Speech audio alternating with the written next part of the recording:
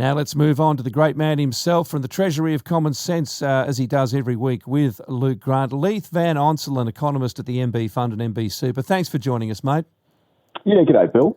Now, look, the New South Wales budget came out this week, and it seems that they are fighting, as are most governments, I suppose it should be said, fighting a losing battle against our housing shortage. Yeah, absolutely, mate. So as we know, that Sydney has the most expensive housing in the nation, both to purchase or to rent. So the median priced home in Sydney is now valued at over $1.2 million, according to Cotality, or formerly CoreLogic, whereas the median house is valued at about $1.5 million. So, incredibly expensive. Also, to rent in Sydney is obscenely expensive. So the median weekly rent for a house is $750 in Sydney, and for a unit, it's $700. So, we're talking nosebleed level prices here if you either want to purchase or rent. And the 2023 National Housing Accord, which was basically struck up between the federal and state government, promised to build 1.2 million homes nationally over 5 years. Now, New South Wales' share of that 1.2 million is 376,000. But last month, the federal government's key advisor on housing, the National Housing Supply and Affordability Council, released its annual State of the Housing Market report, and that forecast that New South Wales is going to miss its housing target by 130,000 homes over the next 5 years. And so the National Housing Supply and Affordability Council's forecast that New South Wales would only build 246,000 homes over 5 years, and that's 35% below its target of 376,000. Now, this week we got the New South Wales state budget, and it too, painted a pretty dire picture for housing. So the state budget projected that New South Wales would build only 240,000 homes in 5 years, which is even less than what the National Housing Supply and Affordability Council predicted. So that forecast is 136,000, or 36% below the agreed housing target. So the New South Wales Treasurer, Daniel Mookhey, did promise, he did release a big housing statement, a big housing policy in the budget, which he promises to boost supply. So what he announced is that he wants to guarantee up to $1 billion of new apartment developments, which will help a little bit. And the way this policy works is that if you're an apartment developer in Sydney, you often face difficulty securing finance for new projects because you lack adequate pre-sales. So what Daniel Mookhey said is that the New South Wales government will promise to purchase any unsold stock up to $50 million per development. So what this basically will do is it'll make the New South Wales taxpayers effectively the buyer of last resort, and that should appease banks' concerns about not having adequate pre-sales, and therefore will increase financing for developments and should therefore increase supply. And Daniel Mookhey said that the policy should bring forward the construction of about 15,000 extra homes over 5 years. Now, that's obviously great, but this buyer of last resort policy, obviously will help at the margin, but the problem is that 15,000 extra promised dwellings is well below the projected shortfall of 130,000 by the National Housing Supply and Affordability Council, let alone the 136,000 projected in the state budget. So the problem with it is, it'll help at the margin, but it's not enough. And there's also the risk that New South Wales taxpayers will be left carrying the can for substandard development. So if we assume that the apartments that don't sell are the ones that tend to be poorer quality, well, New South Wales taxpayers could be left footing the bill to purchase those. But ultimately, Bill, the prime problem here, and the reason why New South Wales has a shortfall of housing, is because of extremely high net overseas migration. So just last year in 2024, New South Wales grew by 108,000 people, and nearly 100% of that, so 106,700 of that, was from net overseas migration. And, curiously, because of your expensive housing in New South Wales, 28,000 people left New South Wales, so people living in New South Wales left for other states because of expensive housing, and that effectively offset your net birth. And the other thing, Bill, is in the decade to 2024, New South Wales' population grew by just under 1 million, so 983,000, and net overseas migration accounted for 88% of that, or 882,000. So really, if we want to solve the housing shortage in New South Wales, these sorts of policies are good. They help at the margin, but really what we need is to cut immigration, because nearly 100% of New South Wales' growth, population growth, and therefore new housing demand, comes from overseas migration. So if we want to, touch the sides on this issue, the New South Wales government really should be demanding that Canberra cut the immigration intake, because the fact of the matter is New South Wales cannot build enough homes. It can't build enough infrastructure to keep up, and every other sort of policy is really window dressing. It's as simple as that. I was going to say, migration obviously is not a state issue, but it is a Labor government in both levels of government, so you'd think there'd be better cooperation there. Leith, how are they managing those immigration levels? Obviously, they'll tell us that they're aiming for certain skills that they need to fill, jobs they need to fill, but it can be self-defeating if they can't house these people, or indeed those people are able to afford housing and pushing other people out of housing.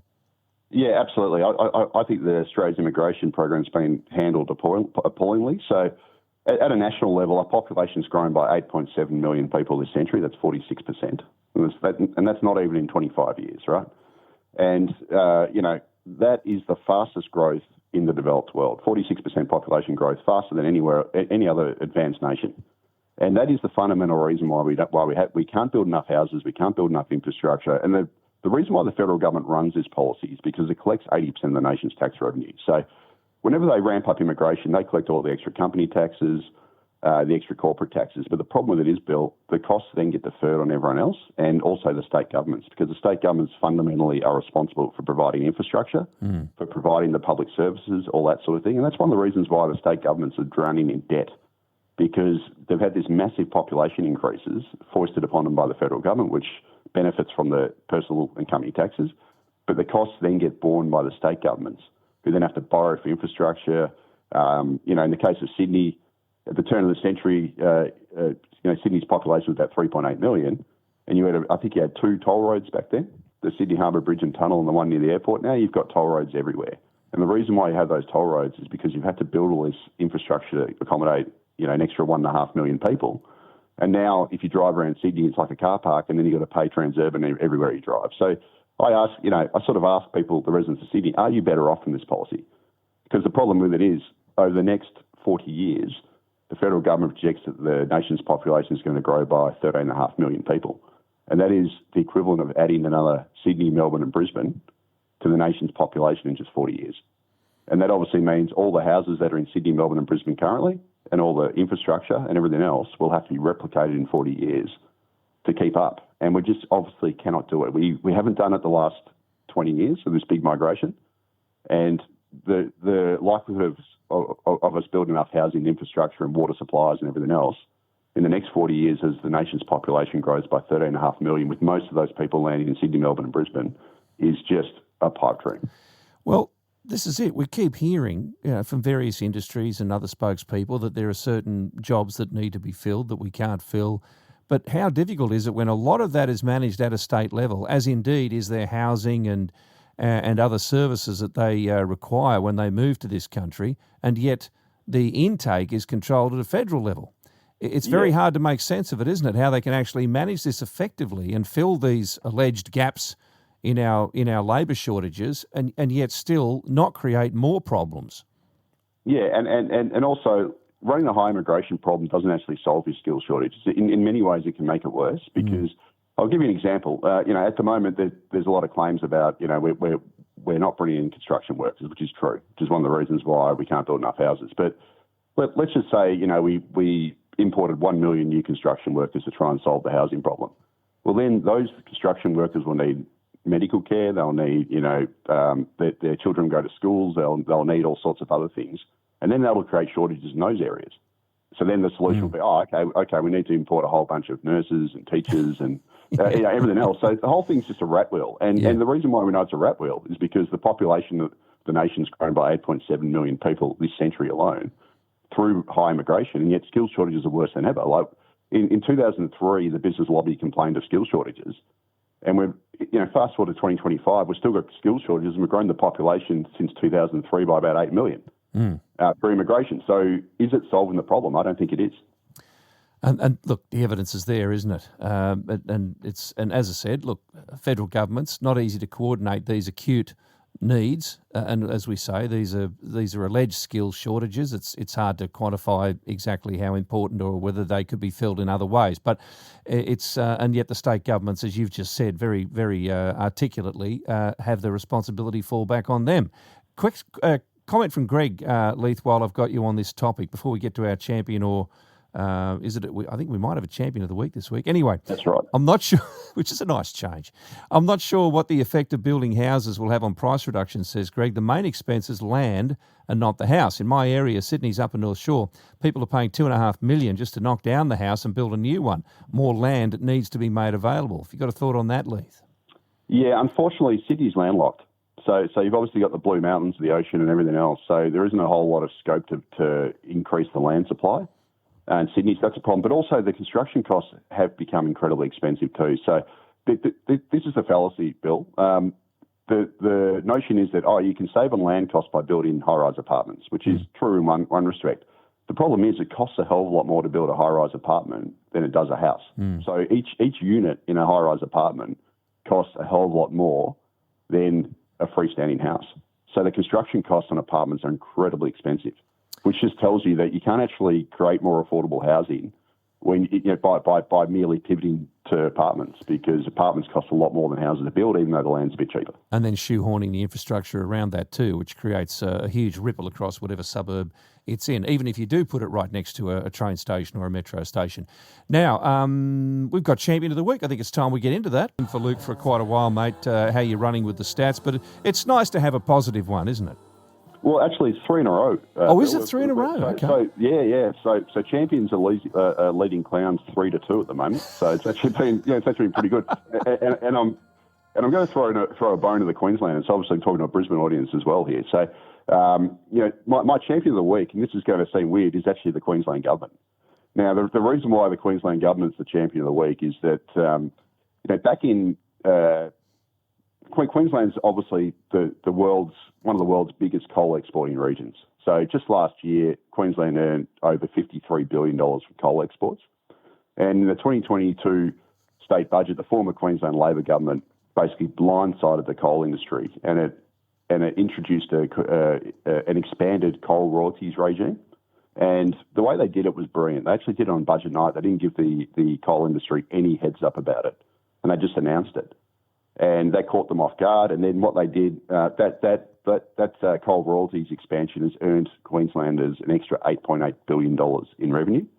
And the Queensland government's used that to fund, cost of living relief and, 50 cent public transport fares and all this other stuff that's benefited Queenslanders, and also energy relief.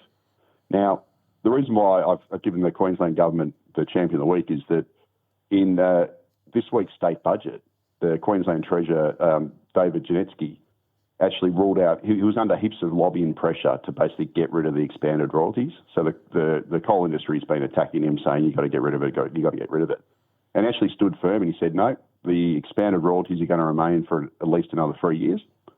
And I think it's, brilliant effort, because Queenslanders should get more from their energy. They're one of the largest gas exporting regions through Gladstone. They're also, the largest coal exporter in the nation. And it's only right that Queenslanders get a bigger bounty from their mineral exports, because Queenslanders own those own what's under the ground. And I also think the Queensland government's approach to coal royalty serves as the blueprint for how to address these sorts of issues, because by blindsiding the energy cartel, as I call them, and just announcing it by stealth on budget night, it didn't give the energy lobby any opportunity to lobby against it and run advertising campaigns and scare campaigns and that sort of thing.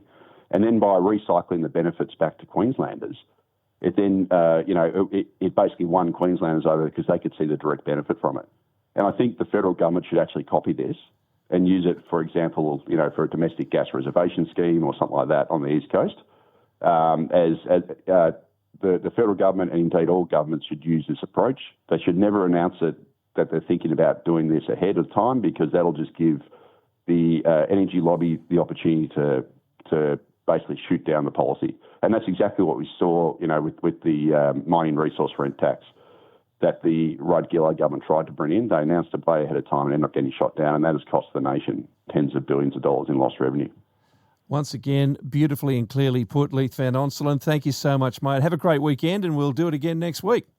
Yeah, cheers, Bill. I'm actually off to Japan for 2 weeks, so I'll be off for 2 weeks, but I'll be back stronger than ever after that. All right, we'll do. That'll be with Luke, I think, and we'll see what we can do with Trent next week on a Saturday. But really appreciate it, mate. Have a great trip, by the way. Yeah, cheers. Thanks, Bill. There he is, Leith Van Onselen, 28 past 11.